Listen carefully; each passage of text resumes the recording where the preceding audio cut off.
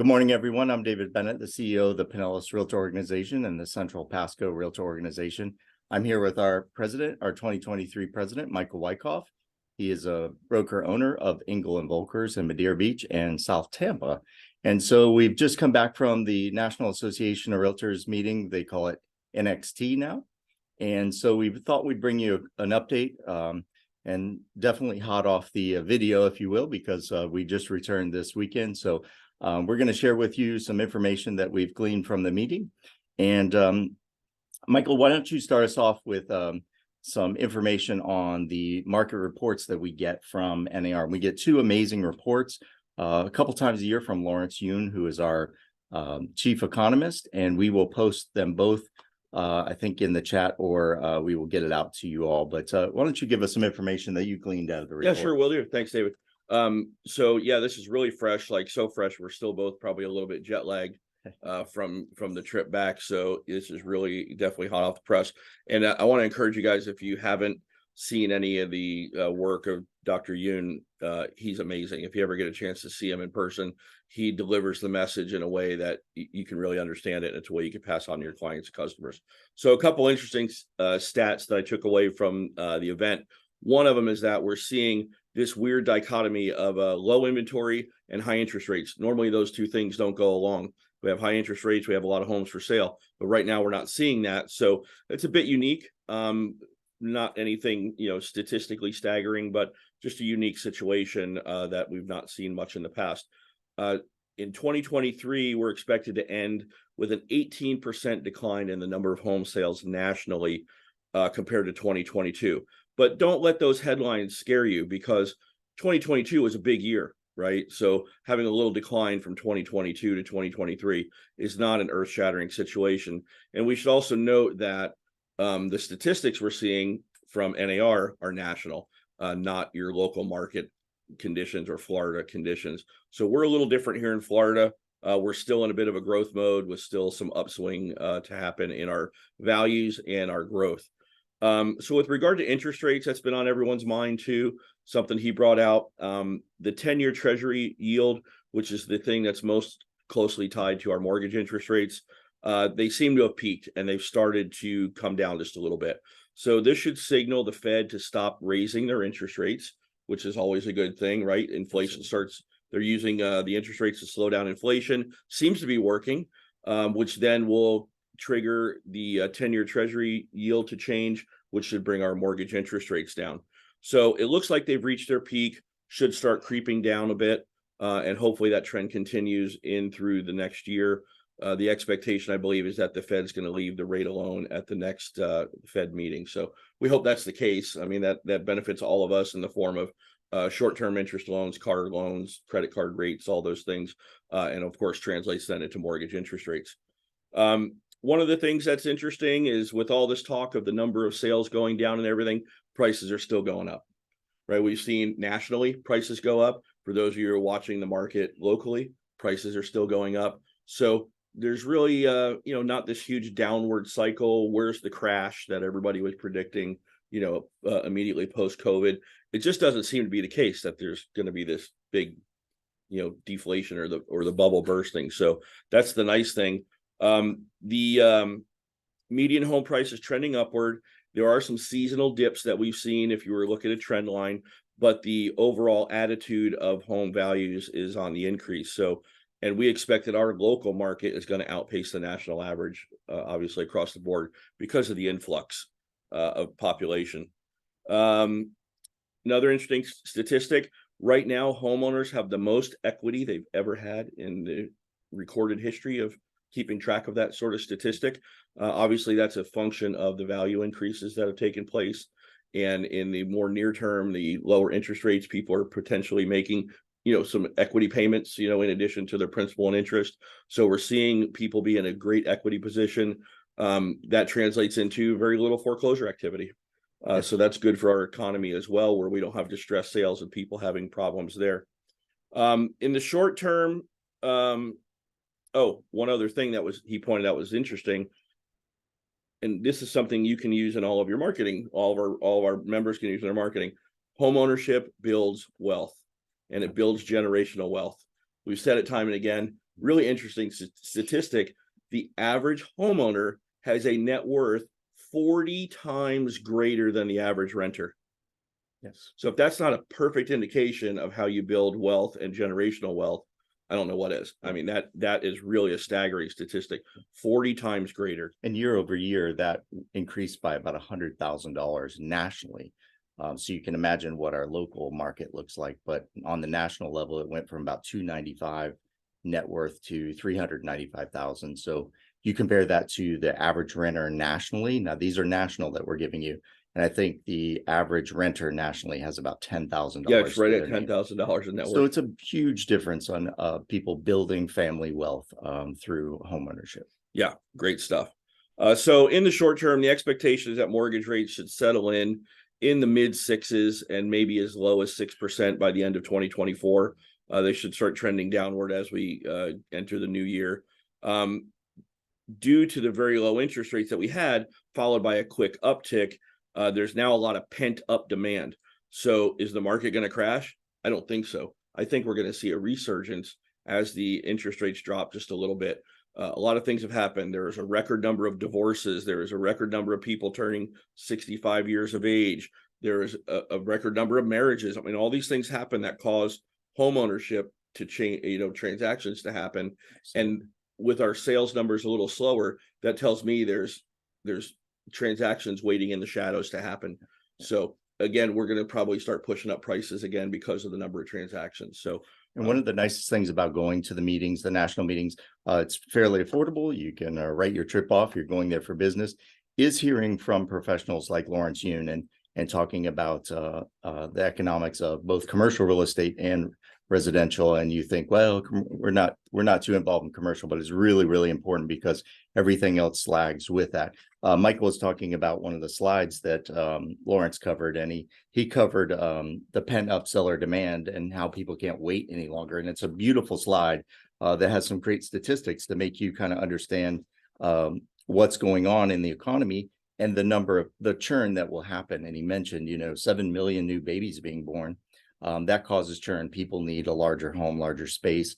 But the same with 7 million turn 65. They're going to look for a different type of space, different type of living as they go into their retirement years. 4 million new jobs, 50 million jobs switched during that period of time. So in this 2-year period of time. So it's really, really important information. And as the trusted advisor, you really should look to be the best expert you can be on these market statistics. I'll give you just a local idea. We have 11,000 members locally, and only about 400 members click on our statistics every month. So if you want to be that trusted advisor, please look at those statistics. Make sure you have a comfort level with them so that you can give that information to your consumers. Michael? Yeah, that's great info for sure. So again, we want to encourage you to attend these conventions, whether it's Florida Realtors or NAR's NXT or the offerings we have here at Pro. I mean, Absolutely. We do a lot of things to bring our members up to speed, make you a better realtor, and serve your clients even better. So they're really packed full of information to help you grow your business. What else did you want to talk about? Sure. Before we move on, I did want to mention some information about international. And if you didn't see our award here, yeah, for the 4th year in a row, Pro has received the Platinum Award from NAR for our work in the international space. And so if you're interested in international, we have great opportunities on our website, pinellasrealtor.org. If you want to check out those opportunities, we do a lot of work with our partners around the world to help bring real estate here, and also people wanting to go abroad. Realize that just one country had 8,000 Americans move to that country during COVID. So if you did not take part in that, either with a commission agreement with that foreign practitioner, we missed out. So it's something to look at and make sure you're aware of. We did have the largest decline, though, in international purchases recently in the past decade. But still, Florida is still the top destination. And so we look forward to continuing that. And I think as interest rates settle, we'll see greater influx in that area. So we do have some negative things impacting us in that area in flood insurance, interest rates, and insurance. And so they make it difficult for the foreign buyer and much more expensive. So our area has gotten more expensive because of those particular rates. But fortunately, we did get flood extended out until February 2nd, I believe. That was a big win. Which is a big win. So remember RPAC when it comes to dues billing, and when you're thinking about when we're asking you to click the button to take some action, realize that almost everything that's done in the real estate space, you guys make it happen through the National Association of Realtors. So we need that national voice to coordinate with our elected in DC. Really, really super important. If you look back at a decade of things that we've done, some big notable, flood was a big change, but also 1031 exchange, that was on the chopping block because it's lots of tax revenue. So be really mindful about what the National Association does and what we do at PRO. We are pushing those agendas that are really, really good for homeowners and eventually end up helping you as an end result. Yeah, we want to encourage you all as well to get involved in those things. I know I'm probably preaching to the choir in some cases for the people that are here, but definitely encourage you to get involved on a local and state level. And then whenever you see that call to action, please jump in on it. That just gives much more voice to our concerns that we're fighting for property owner rights. Absolutely. So Michael, you want to move on and talk about what's going on with the recent trial lawsuits and the one that has reached a verdict at this point in time. There was a lawsuit? Yeah, and others. So if you're not aware of the lawsuit, the big lawsuit that has hit in Missouri was Setzer, and there are others that are coming. And so, but we did get a verdict in this one. It's kind of interesting because the judge in this case, I see a lot of noise on Facebook and a lot of posts everywhere that says, well, NAR didn't do enough, they weren't strong enough. But realize what the judge requested of the jury is that he asked them to look at this as per se violations. So if we were two realtor members sitting in this room today, well, actually, technically, we are in per se violation of antitrust right now. All of you are practitioners online with us, and you're from different companies. So that's how the judge asked the jury to look at this case. So per se violations, just you're in the room together. It doesn't even mean that you did anything together. So it's a very different situation. And if you're not studied it and understand it, you could be mistaken about what NAR did and what they didn't do. And I see a lot of chatter about that, like we weren't strong enough. We weren't, we didn't put the bulldog attorneys in there. And it wasn't about that. It was about just strictly being in per se violation that realtor members attended NAR meetings, and since they were together and from different firms, they somehow collaborated, and that's where we're at now. So give us a little lay of the land, Michael, beyond that of this current lawsuit. I think the first thing to do is understand what the lawsuit is actually about, right? The main lawsuit that we just had the verdict returned on was from a group of home sellers that were granted class action status by what we'll deem a relatively greedy lawyer, right? And they sued, saying that NAR and the co-defendants, which were a couple corporate real estate companies, that they conspired and created a cartel, which I love that he used that word, and love, I mean hate. So that it created a conspiracy to artificially inflate commissions and cause sellers to be damaged by paying too much in real estate fees. So, and the way they said it was inflated was by forcing sellers to pay an inflated buyer side commission, that NAR and the co-defendants said it was a requirement for that to happen. Now, we all know that's not the case, but because, as you said, the per se basis of the filing or of the trial, it created a very low bar. So basically all they had to do was determine that there were meetings of realtors in the same room, and that's the violation. Correct. So it didn't even matter that that commissions are negotiable, right? Our position as realtors and from the NAR all the way down is that there is no standard commission. For somebody to say there's a standard commission is a misnomer. There isn't one. There are no rules in NAR that speak to commissions and how they're paid and by whom. So it was a bit of a mess. The plaintiff's attorney did make a statement too that buyer's agency is only really good for affluent buyers, which is really an interesting statement. And I don't think he's been around the real estate business very long. I have. In the 90s, when I started in real estate, everyone represented the seller. And then there were consumer groups that came out and said, this isn't fair, especially to our average buyer, that they deserve representation in what is likely the most momentous purchase of their lives. So the law was changed in Florida to allow buyer agency. So NAR and the local state and local associations all responded in kind to promote the fact that buyers now can have representation. The system then adapted to say the listing broker gets their fee and that listing broker shares in the fee with the buyer's representative. And what was lost in this translation on the court case is compensation and representation. These two things aren't the same. They don't have to go together. They can be two different subjects. You can get paid by someone and not legally represent them. So that's where this case really was decided on emotion, not on facts. But anyway, I digress. So what they were saying is that only the affluent can afford or are need buyer's agents. Now, we know that's not the case, right? Look at the people that are going to be potentially harmed by the outcome of this case if buyer's agency is diminished or they simply can't afford to pay their own agent. Our VA buyers that VA doesn't allow a buyer's agent to be paid. Low down payment buyers who then, how are they going to come up with another few percentage points to compensate their agent?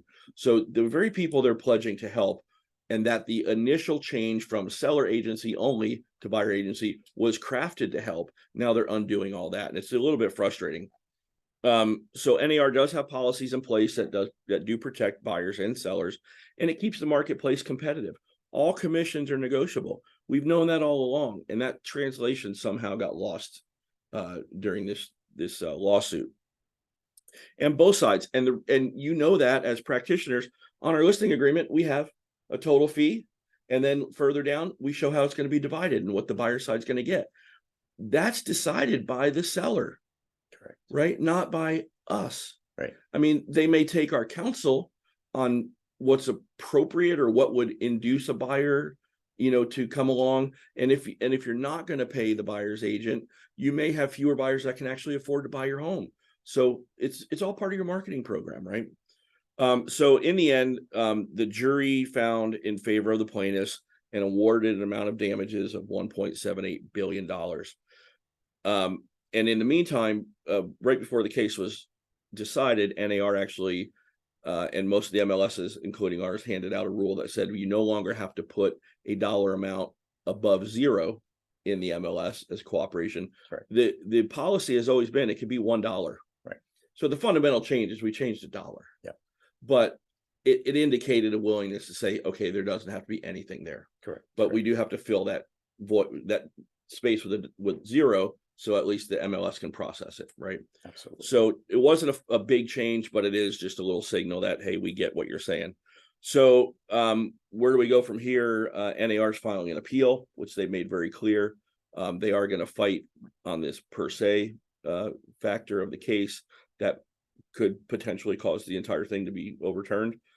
They are also open to the potential of settlement. I will say I'm really proud of NAR and the corporate defendants that stayed in there to fight for this. It deserved to be fought and not just lay down and pay people a bunch of money, pay attorneys a bunch of money just because they wrote a strongly worded letter, right? Correct. I mean, we need to fight this. We need to continue to fight this.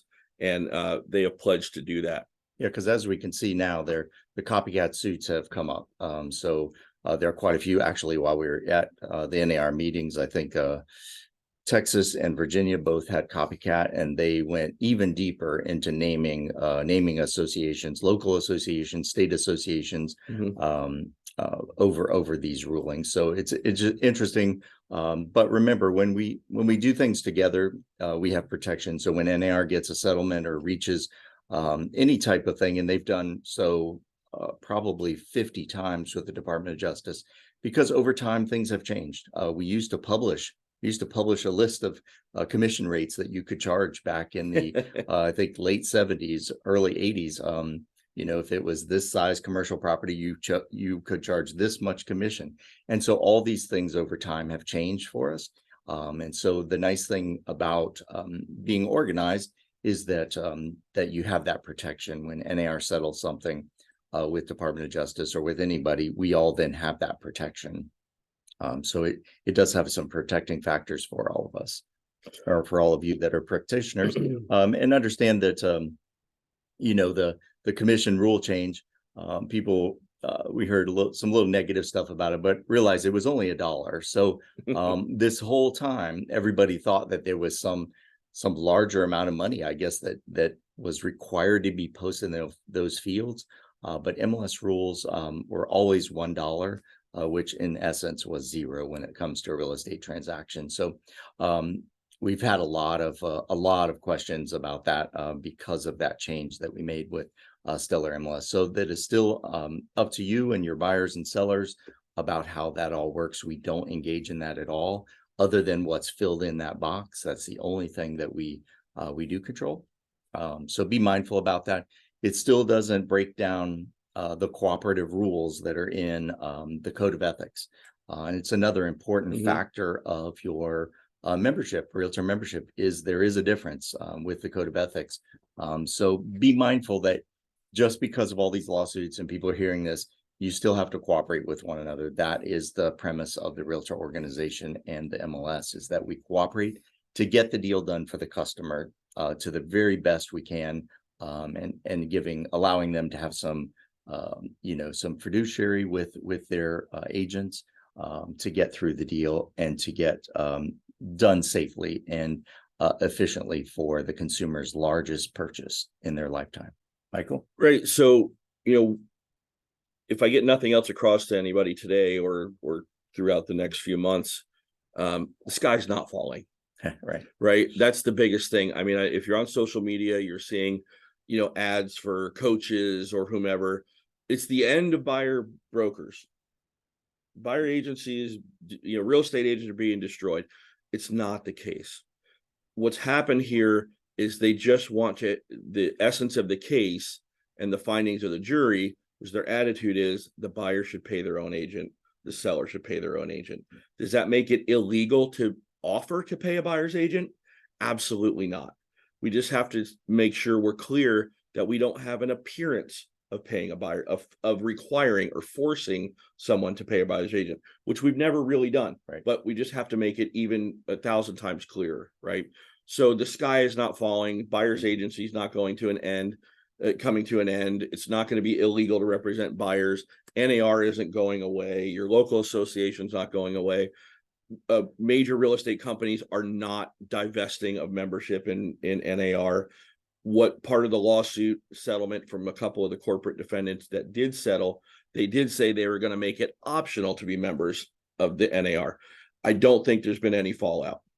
This policy has been in place in other MLSs already before this lawsuit took place, where they didn't require any buyer agency fee, and less than 4% of the listings in their MLS have a zero buyer agent fee. So, I mean, what's the spread on this? This is not a big impact item. However, what does it mean to you as a buyer's agent? Is there anything that you should change about how you work with buyers? I mean, the immediate answer is absolutely. Yeah, absolutely. Right. I mean, the biggest thing this tells me, and the one thing I feel like we've sort of missed as realtors generally across the board, is the use of the buyer's agency agreement. Right. We've not been good at putting that into practice.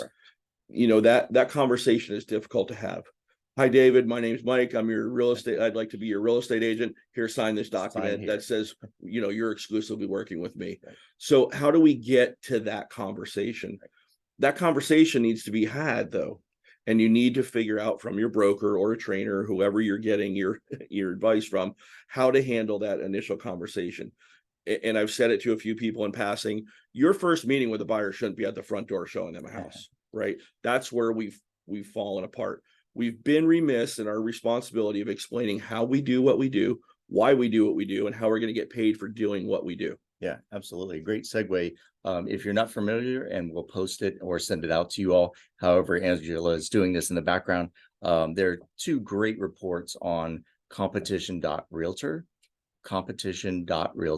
One is what you do as a listing agent, 179 items at a minimum that you do. And then we've just recently posted the 105 items that a buyer side will do in a transaction. And I think we need to do a better job letting consumers know what you do for the commission. It's one of the things that you can do with the consumer instead of doing it right at the front door. I completely agree that it should be a conversation that happens hopefully before you get to the front door, so that that consumer has an expectation of what you're going to do for them for the money that they're going to pay you. And that they understand the totality of the services you're going to do. When you see these 105 things that the buyer side does, or the 179 items that the list side does, it's pretty impactful. It's a lot of work, and it definitely changes the whole conversation when you get to talk about buyer broker agreement. And I totally agree with Michael. To be familiar with this agreement, to understand it, understand how to use it, that it can be used for a single property. It doesn't have to be for the next full year of you looking for a home. It could just be for that one particular property, if that's all you can get the consumer to see at that point in time, because it is a scary thing to ask somebody to sign something right away for representation. But trust me, when we go around the world, the rest of the world wants representation like we have in the United States. Even the CEO of Realtor.com, he is from Australia, and he said his 3 home purchases to him were a nightmare and very scary because they do not have representation. So it's all about the seller and the buyer beware, basically. I don't think the U.S. system wants to look like that. It's a very inefficient way of doing real estate. And so I think we'll get to a place, there will be changes, rule changes, buyer broker. It may be a requirement that you have buyer broker agreements. We don't know where it all settles out. But there are other states that use buyer broker and have it as a requirement. And I think Florida Realtors gave a stat at a recent meeting that about 23,000 buyer broker agreements were pulled down out of form simplicity in a given year. So we know that members are using it. And there's some areas or pockets of Florida that may be using it more heavily, or have a better understanding of how it works, and they may use it as a regular practice. Michael? Yeah, so you're right. There are a lot of other states already that require it, that upon meeting a buyer and having first meaningful contact is usually the language, that you have a buyer's agency agreement signed. So it's just like when you go and take a listing and do all the marketing and do everything and list a home without a written agreement. You wouldn't. Why would you do that with a buyer?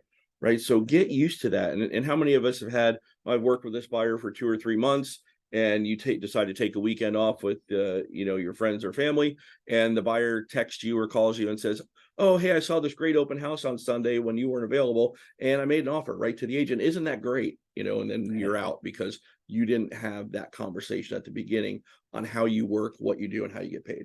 Absolutely. So interestingly enough, but I think this is our chance as realtors to just do better, right? We've had the ability to do better. We've assumed everyone knows how we work. This trial just proved they really don't. So this is our chance to just bring it into the forefront. And I think it's an opportunity for us. Don't be afraid of it. These are opportunities. They're challenges. We can grow. We can do better. Again, the sky is not falling.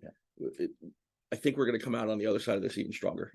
I think the proof was in the first, one of the first plaintiffs that took the stand. She said she sold 4 homes and paid 4 commissions.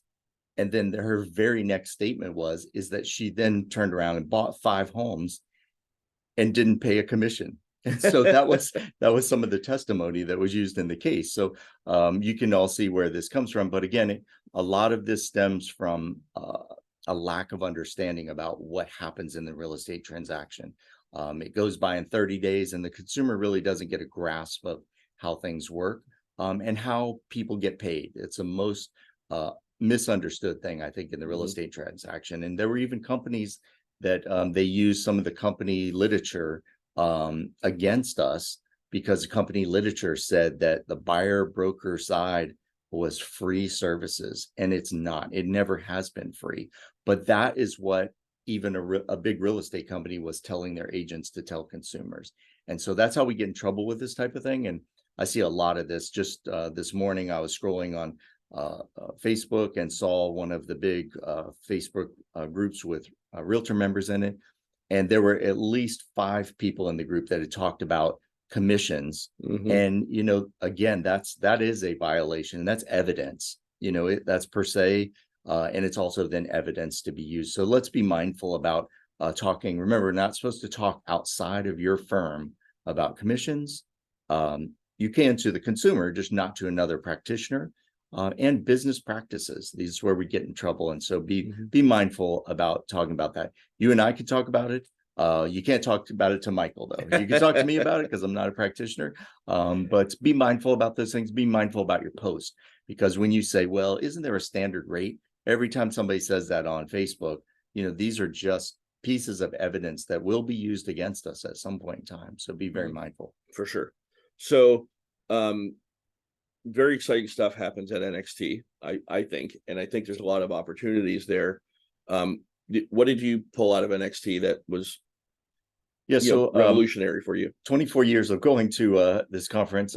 It seems like a lot and seems repetitive to me, but there are lots of new people that go in every year, lots of new leaders that go. But the statistical information that we get from the National Association of Realtors is just absolutely amazing. And if you don't have it, please get it from us. We'll provide it. We always provide it after these meetings.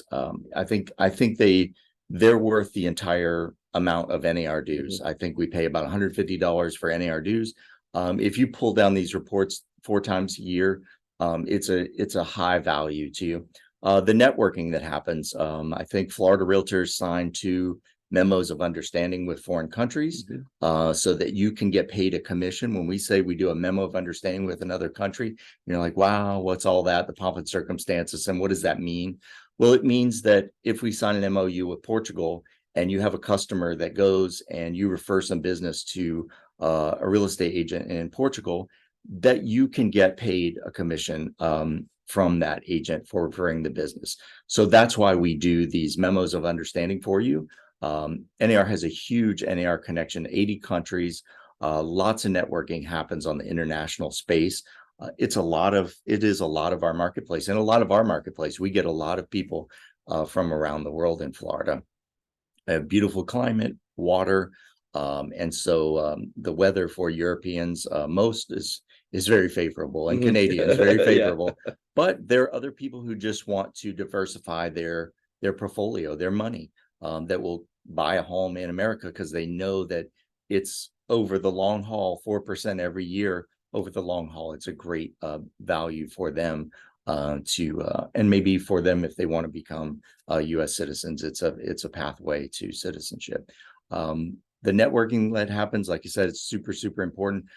The education, there's 3.5 days of education, the top educators in the United States. So you can really hone in on your skills for dealing with your buyers and sellers. Yeah, there's so many educational opportunities there, and you can pick. The schedule is chock full. I mean, when you get on the app and you see all the things that are going on, and you could pick your passion, right? What your specialty is, or where you are in your real estate career, and you could fill your day with these really meaningful educational and business growth opportunity seminars. They had one that was 20 ways to show your value proposition in 20 minutes, and that was a quick hit seminar that went in, bang, bang, bang, gave you a bunch of information. And so there's not a lot of time wasters there. They're really good intel, good information. And then on the convention floor, you're getting to see a lot of new things that are on their way to the market as vendors and new technology and things like that. And you get to be on the forefront of that. These are business building opportunities. Of course, there's people handing out pens and cookies and things like that, but the meat of it is really there, and there's some really good information to be had just on the convention floor, not to mention in the classroom type setting. But these the seminars and the educational offerings were just amazing. And I can't stress it enough. We had great keynote speakers that are very motivational and relevant to what's going on in our marketplace to help you grow in your business, whether it's your own personal well-being, your financial well-being. All of those things are there, from broker to brand new, experienced broker to brand new agent. There was something to help you. And then, there's all kinds of things going on in the evenings for networking opportunities. And with us being a huge feeder market, I would encourage anybody who can go to go, because you can build these networking. Build a network out of that. Nothing better than actually having met someone face to face, right? Even if it was just quick handshake, exchange cards, make a note of where you met them, and then remind them where you met them, and it creates that connection. Being a big feeder market like we are, it's a great way to get business sent into you. Next year, Boston, right? Next year, Boston. So, Yep. And also a shout out, I saw Cindy Hayden earlier. If you're interested in leading at the Realtor organization, I think it's really, really important. The value of what our members do nationally, state, local, all three levels is just absolutely huge. Cindy chairs the NAR insurance committee. And if it wasn't for her expertise in this area and really continually drilling down on what we need to change and improve and how we can fix some of the problems that we have in the transaction or with government in working on insurance, flood insurance is a big one. We would not be in this position of being able to guide these policies. Like I said, I mentioned 1031 earlier. It was literally on the chopping block to go. And if it wasn't for Realtor members like you all who were engaged, it would have been chopped away. So there was no other group fighting to save it. And so you can see the value in what you do for all kinds of businesses and very small businesses. Most 1031 exchanges, the big dollar volume ones, they happen, but it is the small mom and pop company that move from business to business and building to building that really benefits over the long haul with 1031 exchange. So Michael, you ready to wrap this up and get to some questions? Yeah, let's do it. Just in summary, NAR is going to appeal the case. Yes. Is this going to mean any immediate drastic changes in how you do business? No. The only thing I want to encourage you to do is use the buyer broker agreement effective immediately. Yeah. Right. So let's hit some questions. Yeah, very good. Angela, so can you help us out with some questions? I can. Right now, I have a question in the chat. That's the invoice due to Pro now. There is a line for NAR dues at $156. Is this still mandatory? Yes. Okay. So since this case was literally about consumers and NAR, NAR getting drug into it, NAR collected none of the commission from this. So realize they're kind of the wrong party in a way. Yeah, so we still are a federation. So we have local, state, and national. And when you become a Realtor member, you are a member of all three levels of the organization. And it's like chambers and other organizations. So yes, it is still required, all three levels, as long as the broker chooses to be a Realtor member. So yes, you would not be able to remove that from the total Realtor membership. We just break it out so you have an understanding of each level and the benefits that they give and the cost and the fee that they charge. Yeah, and also if you're a member of more than one local association within the state of Florida, you'd only pay one Florida level dues and one national level dues.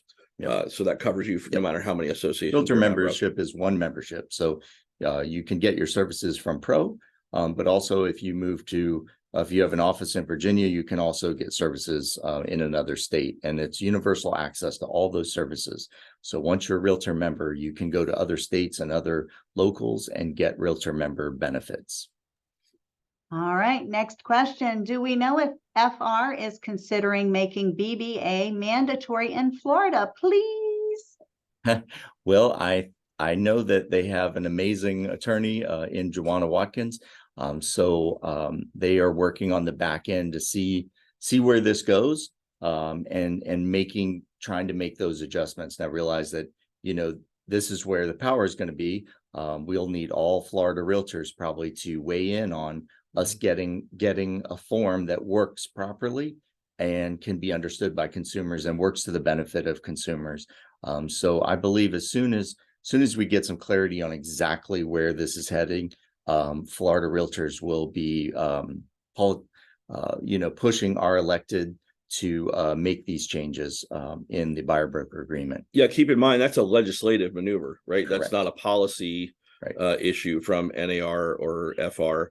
When we're talking about other states that require buyer agency agreements to be signed, that's in their statutes. So our Florida statute 475 would have to be amended to reflect that requirement. But I think that's probably, I would guess, in my opinion, that's probably coming. Yes. And if it's not, we're going to promote that it should be coming to the legislators and the Florida Real Estate Commission. And realize that this may not be just a simple maneuver that, okay, this change, we had a lawsuit. Now, Florida legislature get with it and change it. I believe it will take realtor members pushing this, because think about this, the same thing with CE. CE has been 14 hours for over a 2-year period for years and years and years. And we've tried to increase that over the years. It's a very difficult process. They don't want to lose licensees because of the money it brings into the state. We're not an income tax state. So every fee structure that Florida gets is needed to keep our budget going. So be mindful that when we ask about that one, and it will come up, I don't know what form it will come up in, but we're thinking most likely everything will flow to this buyer broker agreement. Be mindful, please respond to those calls for action. They'll be really important that I take hundreds and hundreds of pages of signed documents to Florida legislature instead of a couple. It would be more impactful for you all, and see that we're serious and that it has economic impact. If homes don't convey, I think right now, Michael, it's somewhere between $60,000 and $90,000 every time a home churns, the value to our economy. Yeah. So it's really important. It's a big deal. What else we got? Angela?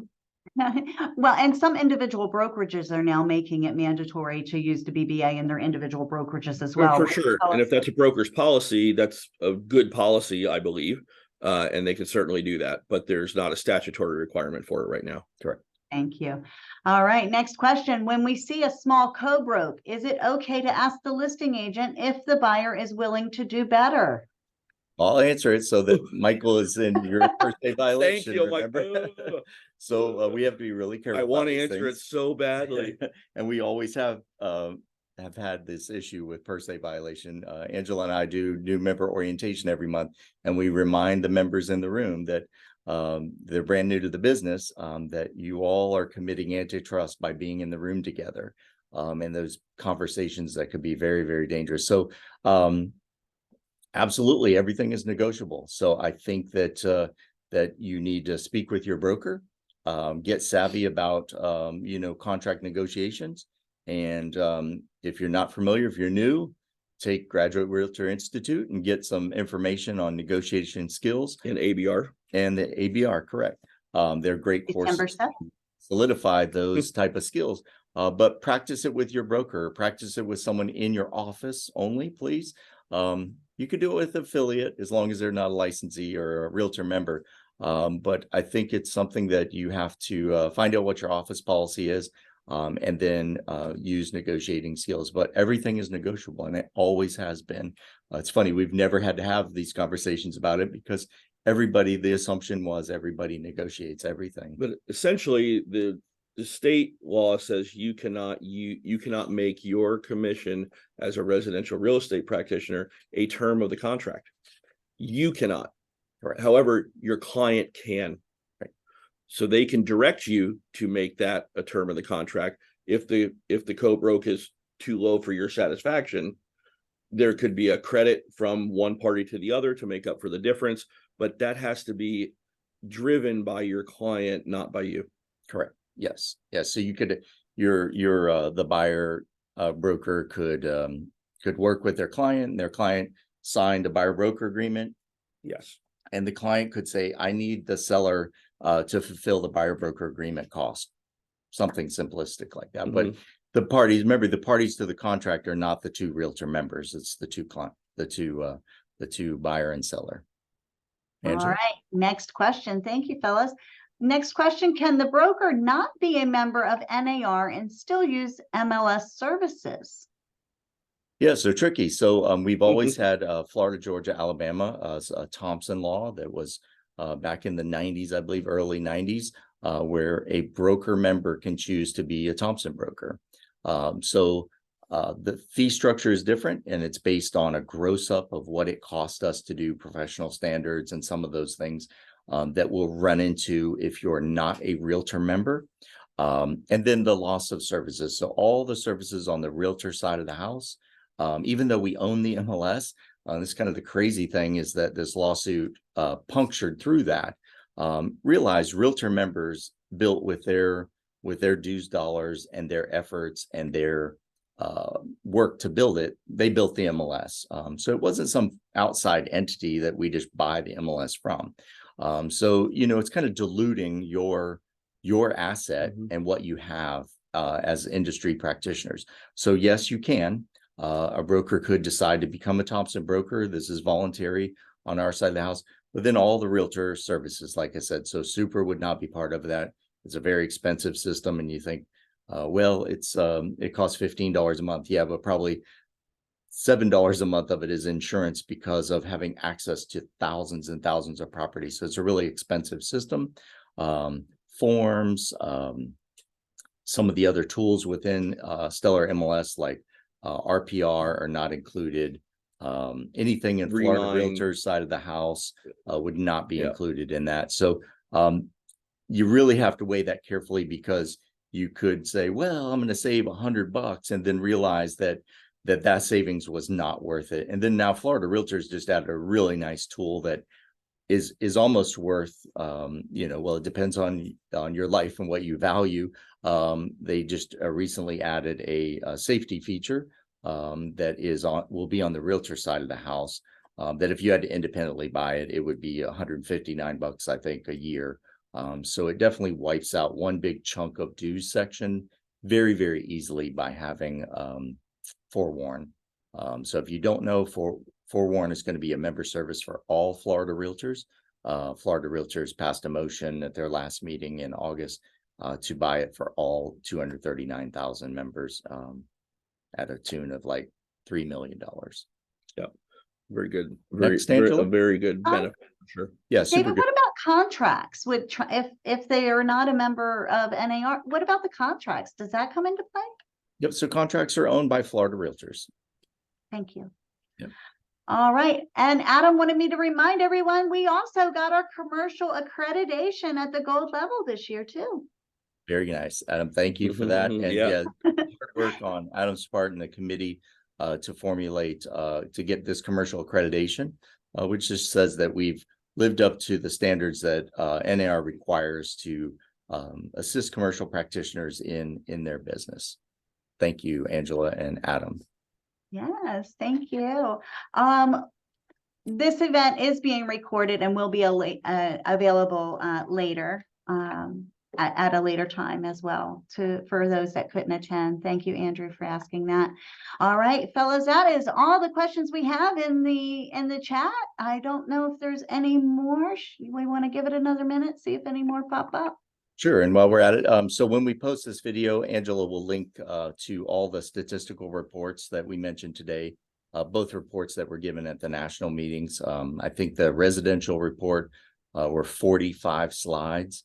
And again, it's another way you could post a slide every day for 40 days and say something about that particular slide is a good way to interact with consumers. So remember, you're the trusted advisor. And I think these statistical reports having a big understanding of the national perspective and then drilling it all the way down to our local stats. If you don't know, we post a local stat for all 5 counties every single day on pinellasrealtor.org.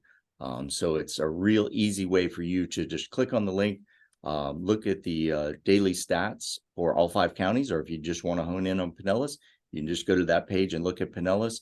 But it's a good way for you to stay on top of it without spending an hour trying to pull that data every single day. So look at the reports. If there's a suggestion on making changes, we generate them in-house every morning. We try to do it as early in the morning as we can so we can get them posted by about 9 o'clock. But if you see things that need tweaking over time, we built these during COVID to kind of meet that need while we were all kind of trying to figure out the marketplace. And so we've had quite a few suggestions over the past 2 years to hone those reports down. But please use them. They help you look and be the trusted advisor for the consumer. For sure. So it's interesting, you brought up the Thompson broker thing, and I mentioned it at one of our little ordeals that we had, our seminars, our panel discussions. I was actually a Thompson broker at one point in the past, because I had this skewed idea of what the association did or did not do for me. And so here I was, that guy that said, I don't see any value in this.